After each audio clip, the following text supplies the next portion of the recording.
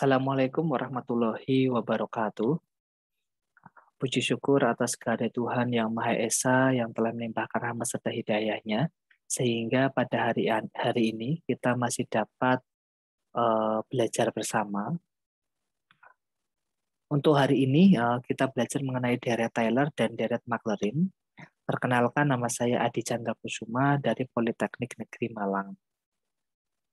Ya. Tujuan pembelajaran hari ini, nanti kita belajar mengenai 3 poin hal. Yang pertama adalah mahasiswa diharapkan mampu menjelaskan konsep deret Taylor dan deret Maclaurin. Yang kedua, mahasiswa mampu menjelaskan deret Taylor dan deret Maclaurin dengan fungsi satu berubah. Ya. Kemudian yang ketiga, dengan dua berubah atau dua variabel. Nah, sekarang yang pertama, deret Taylor ini, teori ini ditemukan oleh matematikawan Inggris yang bernama adalah Brooke Taylor. Mengungkapkan bahwa jumlah hanta hingga dari suku-suku suatu nilai dihitung dari turunan fungsi tersebut di suatu titik. Nah, biasanya materi deret mungkin tidak asing ketika kalian SMA atau SMK, yang mungkin sudah dikenalkan deret aritmatika dan deret geometri. Umumnya deret aritmatika dan geometri yang soal-soal latihan yang kalian kerjakan adalah kan dia bentuknya adalah angka atau konstanta.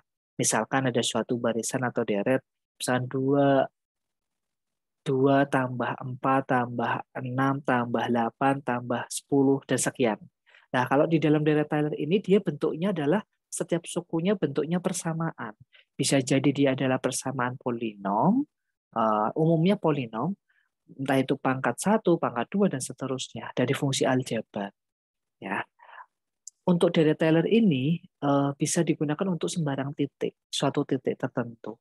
Tetapi kalau deret Maclaurin, kalau deret Maclaurin ini hanya berfokus pada titik X atau titik 0. Seorang matematikawan Skotlandia yang diberi nama dengan Colin Maclaurin.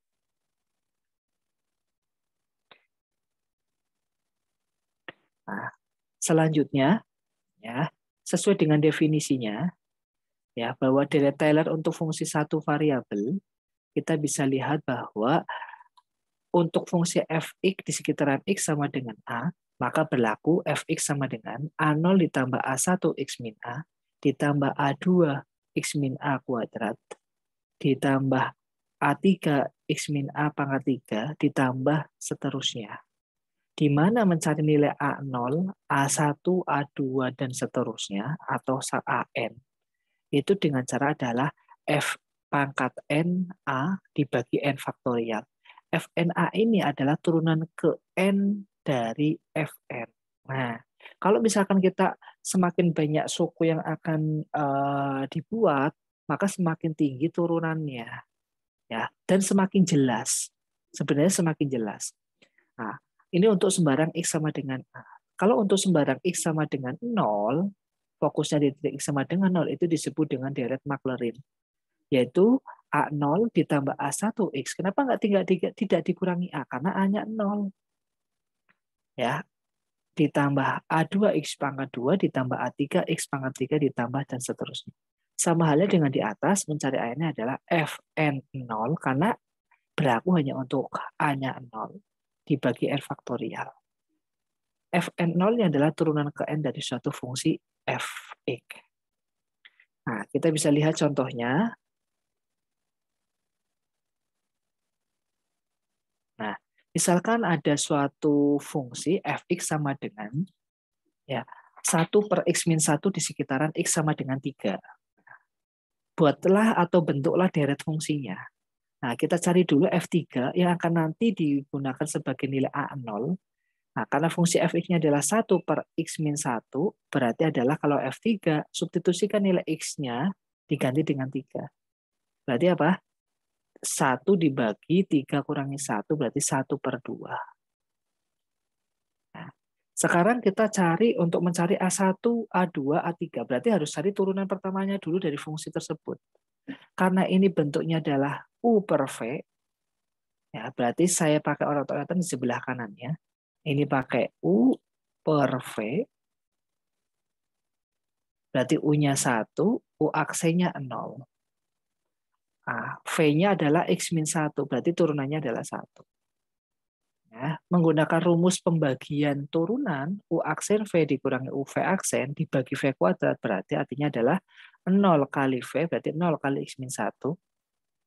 Ya, V-nya kan X-1, U aksennya 0.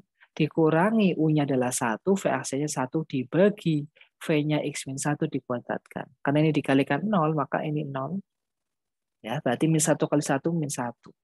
Per X-1 pangkat 2. Setelah itu, ini kamu tulis di sebelah kiri.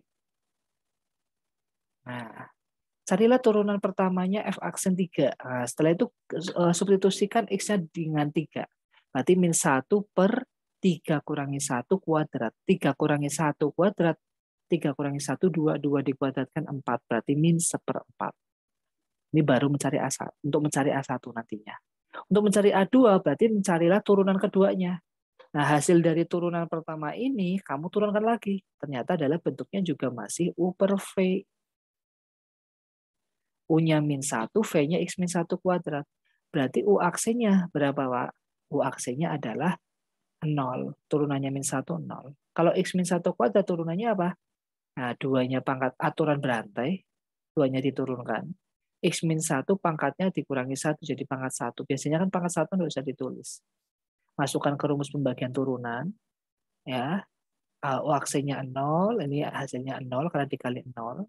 Dikurangi min 1 kali, min 1-nya dari mana? U-nya min 1, V aksennya adalah 2X min 1. Dikurangi min 1 jadi tambah. 1 kali 2, 2. Yang bawah sudah pangkatnya 2, dipangkatkan lagi 2, jadinya pangkatnya 4. Nah, X min 1 ini kan tidak tertulis pangkat 1. Saya coret. Atas saya tinggal 2, bawah tinggal 3. Pangkatnya dikurangi 1. Saya tuliskan di sini.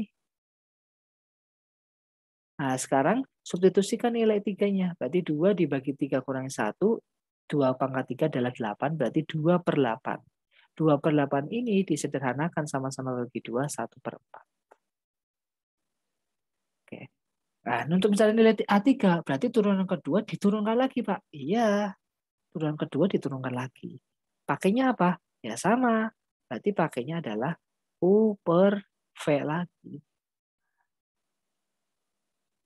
Ya, berarti apa? Ya ini U-nya 2, V-nya X-1 pangkat 3.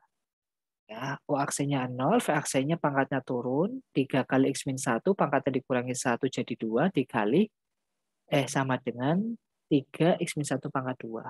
Nah, masukkan seperti halnya tadi di atas, berarti karena ini masih ada 0 ya, berarti min 2 kali 3 min 6, atas pangkatnya X-1 pangkat 2, di bawah X-1 pangkat 3 dipangkatkan 2, dikalikan pangkatnya jadi pangkatnya 6. Dicoret, berarti bawah tinggal pangkat 4. Kamu masukkan ke sini.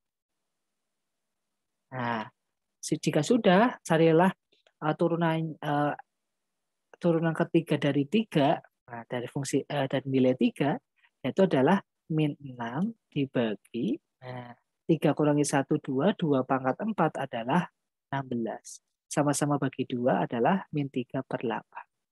Setelah kamu peroleh turunan pertama, turunan kedua, turunan ketiga, kamu cari A-nya. Nah, kenapa di sini nggak dimulai dari A0? A0 itu adalah nilainya ini.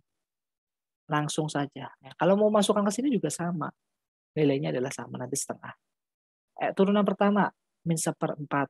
Dibagi 1 faktorial. 1 faktorial itu kan nilainya 1. Berarti min 1/4. Turunan kedua, 1/4. Dibagi 2 faktorial. Berarti sama saja 1/4 dikali 2 faktorial. 2 faktorial itu kan nilainya 2 kali 1, yaitu 2. Berarti 4 kali 2, 8. Berarti 1/8. Nah, turunan ketiga berapa? Turunan 3 min 3 per 8. Nah, 3 faktorial sendiri adalah 3 kali 2 kali 1. Ya, nah, 3-nya ini dicoret. Nah, berarti atas tinggal min 1, yang bawah 8 kali 2 kali 1 adalah 16. Nah, setelah itu kamu masukkan ke dalam persamaannya. Ya, bentuk deretnya adalah fx sama dengan A0 ditambah A1 x min A ditambah A2 x min A kuadrat ditambah A3 x min A pangkat 3 Nah, tinggal kamu masukkan saja nilai fx-nya apa soalnya. A0-nya berapa? Yang ini awal setengah. A1-nya min 1/4. X min A berarti X dikurangi 3. 3-nya dari mana? Ini kan X sama dengan A. Berarti A-nya adalah 3. A2-nya 1/8. Nih. Ya. X min 3 pangkat 2. A3-nya berapa? Min 1/16. X min 3, X min 3 pangkat 3 dan seterusnya. Berarti jawabannya adalah deretnya ini.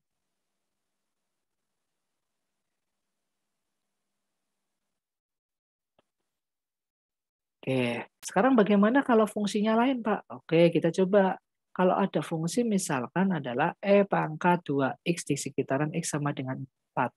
Baris deret Taylornya gimana, Pak? Nah, kita masukkan dulu F4-nya. Berarti 2 kali 4 adalah 8. E pangkat 8 sama dengan E.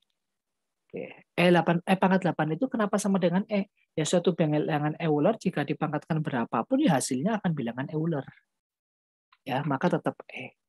Nah, untuk mencari A1-nya berarti diturunkan. Nah, ingat kalau misalkan ada fungsi fx sama dengan E pangkat x, turunannya adalah turunan dari pangkatnya dikali soalnya. Nah, berarti di sini U-nya adalah 2x. Turunannya adalah 2. Berarti kalau turunan pertamanya U aksinya adalah 2 kali soalnya 2E pangkat 2x. Kalau turunan kedua berarti dikalikan lagi turunan pangkatnya. Berarti jadinya 4E pangkat 2x. Turunan ketiga, turunan kedua diturunkan lagi. Berarti dikalikan turunan pangkatnya. Berarti 8E pangkat 2x. Dimasukkan ke sini ya. Jadi 2E pangkat 8. 8-nya dari mana tadi? 2 kali 4. Ya, 2E pangkat 8 sama dengan 2. Ini boleh sama dengan saya tulis 2 juga boleh. Sama dengan 2. Sama dengan E. 2 kali E itu ya berarti 2 kali bilangan Euler ya hasilnya bilangan Euler. Nah, ini 4E. Itu berarti berapa? Ya E juga. 8E. Ya E juga. Atau kalau misalkan masih daripada bingung, masih tulis seperti ini juga nggak apa-apa. Sekarang mencari A1-nya. Turunan pertamanya 2E bagi 1 faktorial 2E. Turunan kedua 4E bagi 2 faktorial 4 bagi 2 2. 8E dibagi 3 faktorial. Berarti 3 faktorial itu 6. 8/6. Sama-sama bagi 2 berarti 4/3. Berarti ini juga boleh ditulis E, boleh ditulis E, boleh ditulis E sama saja. Dimasukkan ke bentuk deretnya ini. Ya, nah, fx-nya berapa? A0-nya sudah dicari, A1-nya sudah dicari, tinggal diinputkan saja. Lah inilah deretnya.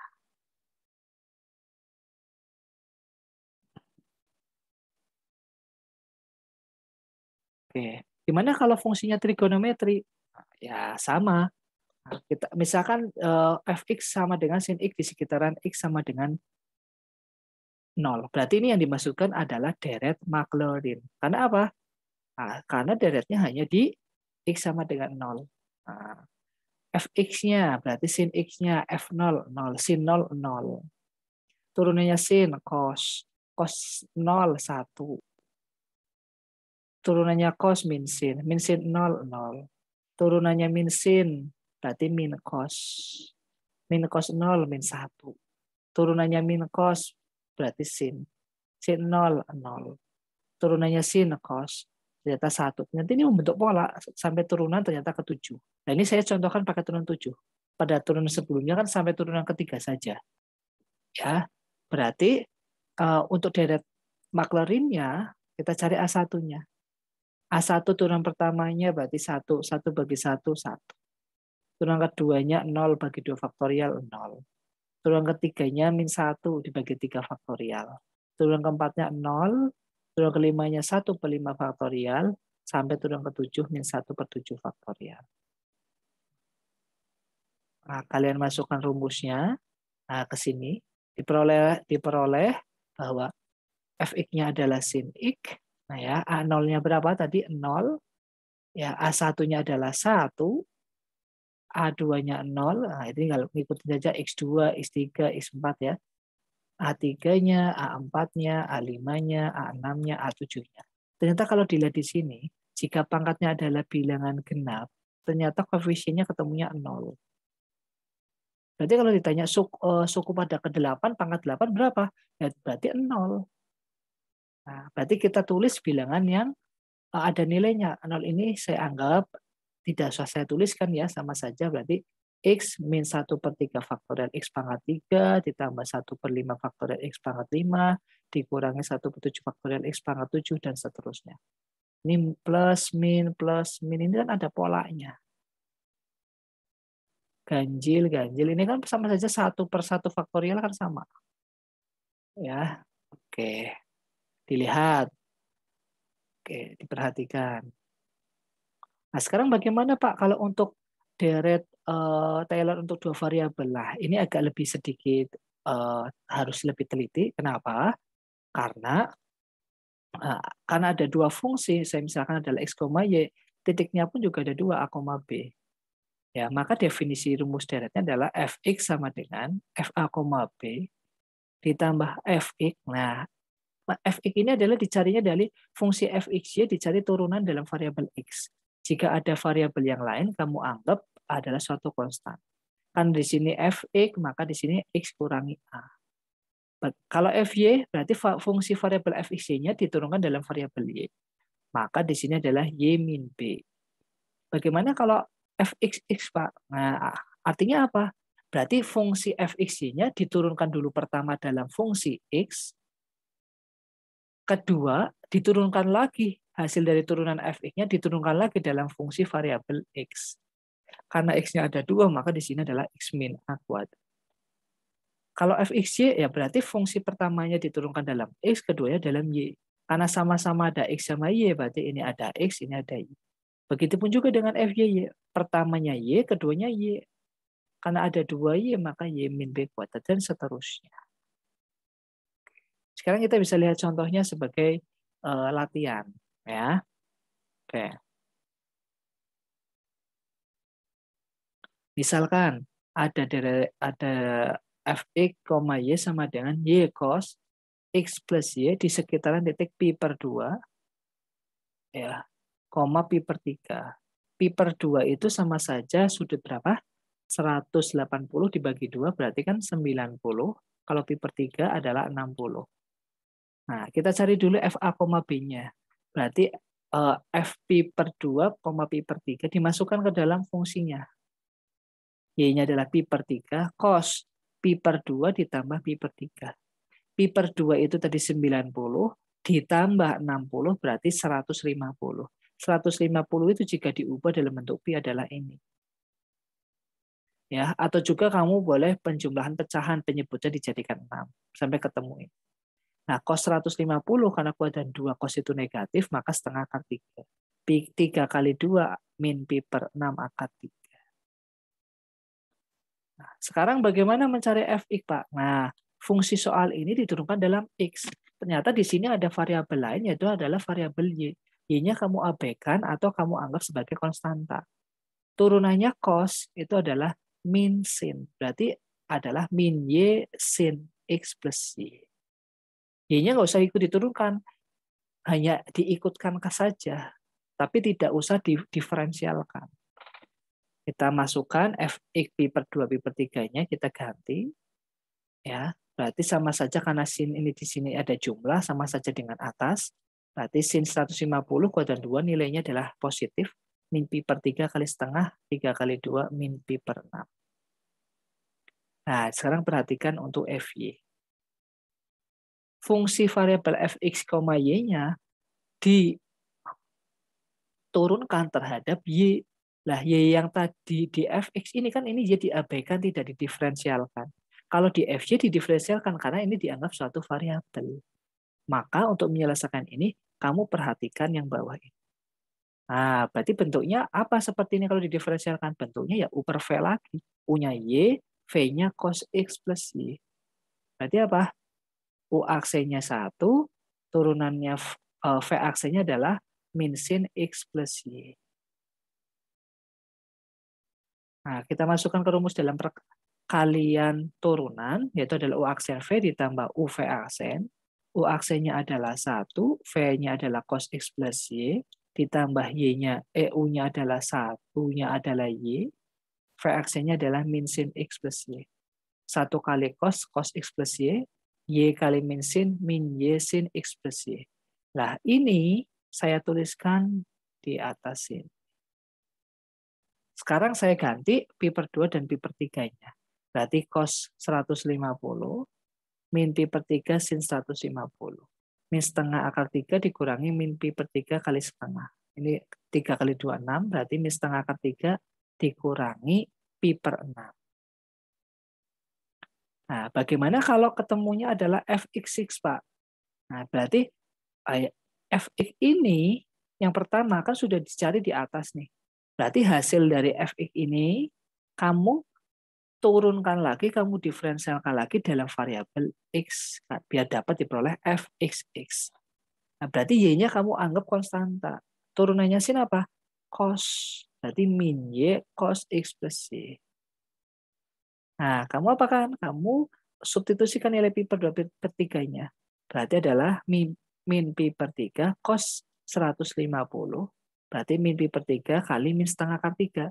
Min kali min plus pi per 6 akar 6. Oke. Ya. Kalau fx bisa, harusnya fyy bisa. Fyy diperoleh dari mana, Pak? Fyy diperoleh dari, nah, perhatikan yang ini. Fy-nya sudah ada.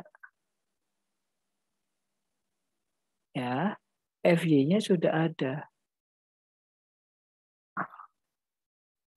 Fy-nya mana, Pak? Nah, ini diturunkan dari variabel y, turunannya cos min sin. Nih. Ya. Kemudian turunannya min y sin x plus y dari mana, Pak? Nah, perhatikan yang ini. Ya, berarti pakai apa? Pakai U per V lagi. U-nya min y, V-nya sin x plus y. Ya, berarti sampai ketemu pakai rumus perkalian adalah ketemunya min sin x plus y, min y cos x plus y. Lah ini saya taruh di sini. Nah, kamu substitusikan nilai pi per 2 pi per 3-nya ya. Karena di sini ada min sin, di sini juga ada min sin. Min sin-nya berarti ada 2. Saya tulis di sini ada min 2 sin.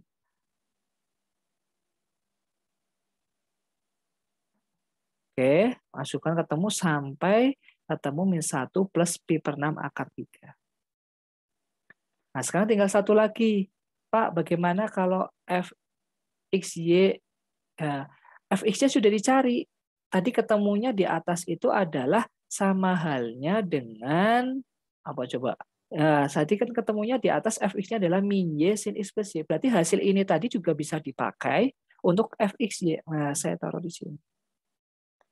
Dimasukkan, ya. Berarti min sin 150, min pi per 3 cos 150. Sampai ketemunya adalah, berapa di situ? Min setengah ditambah pi per 6 akar 3. Nah, sudah dimasukkan ke dalam rumusnya, fx-nya adalah y cos x plus y. Ya. F pi per 2 pi per 3 ini sudah dicari, ketemunya ini. Fx-nya sudah dicari. Fy-nya sudah Fy-nya ini sudah dicari. Fxx-nya ini.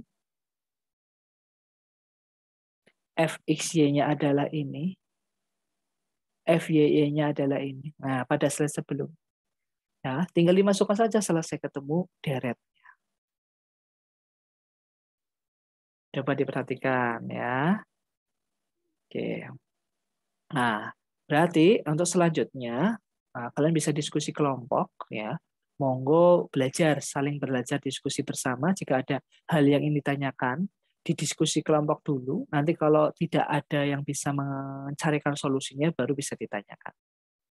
Nah, adapun kesimpulan untuk pembelajaran hari ini ya, bahwa deret Taylor ini definisi deretnya, kemudian untuk Maclaurin ya, untuk satu variabel maupun untuk dua variabel. Adapun tugasnya ada di LMS.